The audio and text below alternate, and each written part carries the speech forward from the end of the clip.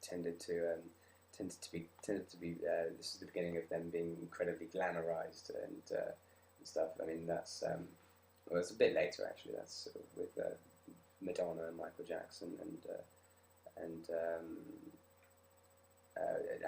having a much stronger image around the band. The Beatles didn't have even though they were so huge, they didn't have much image. They or if they did, it wasn't a constant image. They changed it and rearranged it. It wasn't and it certainly wasn't a plastic or false image, which you could certainly say that Madonna had, and that was so that's interesting. Mid 70s, Queen had huge influences from just all rock and roll really. I mean, and they became absolutely huge, and that was great for sexual equality in music, because lead singer Freddie Mercury, fantastic frontman, fantastic singer, also I think eventually openly gay. So that was good for just good for equality all around basically. Power tube distortion helped with much louder distortion levels, and all sorts of different harmonic effects could be created out of a guitar. So that was another string added to the electric guitar's bow, and there was all sorts of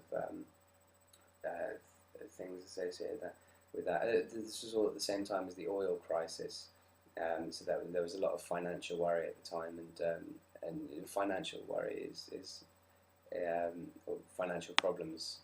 They seem to good music seems to happen in times of financial woe, which is interesting. I suppose when everyone's rich, everyone just gets complacent and doesn't do anything interesting. Perhaps not. I don't know. Bruce Springsteen became very big. Born in the USA.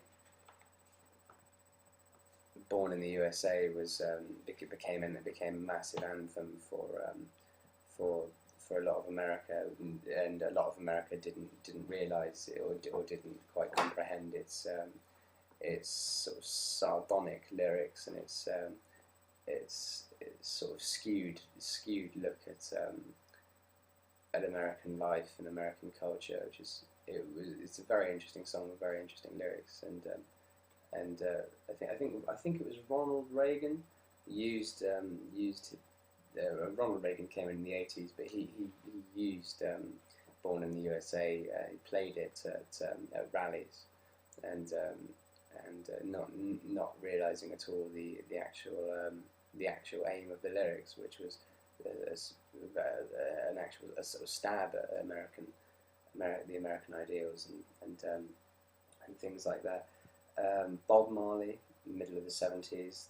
He was a great advocate of peace and love, and openly smoked marijuana, and that was and the media weren't so harsh on him because he didn't swear lots, but he was nonetheless, he was criticised for his open drug use, even though it was just marijuana, and everyone was doing it. Pink Floyd, 71, I think, released The Dark Side of the Moon, which completely blew everyone out of the water as a concept album. It was sort of the most seamless and well produced and well imagined piece of arguably one of the most seamless concept albums, or it was the first concept album really. So that was great for progressive rock music, and I mean, it could be argued that the White Album was the first concept album, but most people cite Dark Side of the Moon as the first big concept album. Hip hop starts around 70s, 71, 72, and that became very big. And again, that was another separation thing between the old and the young, there was lots of tension. Adults didn't really get it, and still don't, which is interesting considering they've grown up with it. I suppose it's Marmite music. Oh, Margaret Thatcher, 79. Margaret Thatcher, I think. So that was the beginning of conservatism in the UK. There were lots and lots of job cuts and lots of budget cuts, and the Margaret Thatcher was very harsh, very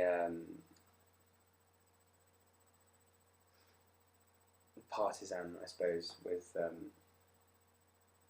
her worldview, and wasn't too big on acts like well, she certainly wasn't very big on rave or Nirvana or Pearl Jam, or she probably loved to take that.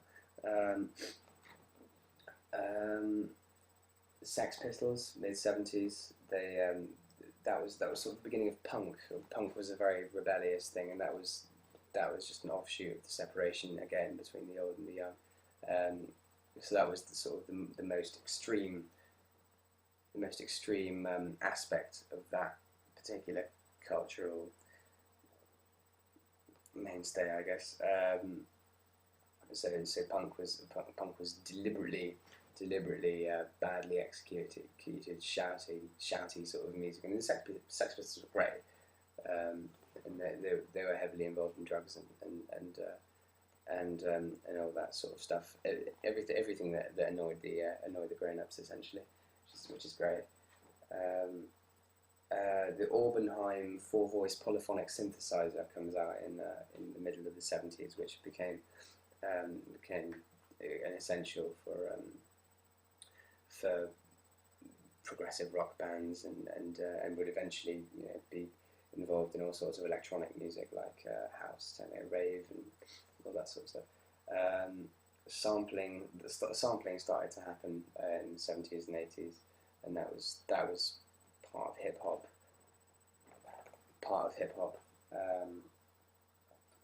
You'd cut up a track that you liked and sample, speed up, slow down, or reverse, or whatever you wanted to do with a sample, and just play around with it, and then lots of songs were made with certain samples in it. I mean, the Aim and Break was probably, I think, the most sampled thing of all time, and just a drum loop that everyone seemed to love for some reason. The Prodigy used it.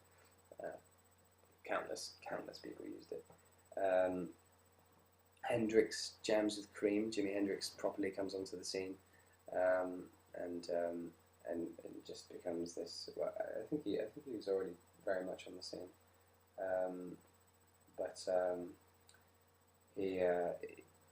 he came onto the scene, and everyone was just blown away by his fusion of blues and rock and roll. His seamless, the way he seamlessly brought them both together in this huge wall of sound. He used a wall of Marshall amplifiers, which is the first time that had been done. Just a wall, for a ridiculous lead sound, essentially. So Michael Jackson was busy doing Jimi Hendrix was busy doing his thing with just making sounds that had never really been heard before. He had a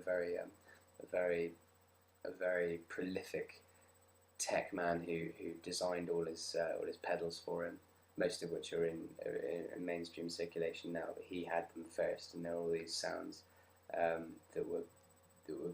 Hendrix was using, and his tech man had I think worked with the Beatles as well, and so there was lots of swapping ideas and stuff like that. So that was important for the progression of new sounds, and Hendrix inspired thousands of people to just mess around with guitars and see what you could do with them, set them on fire.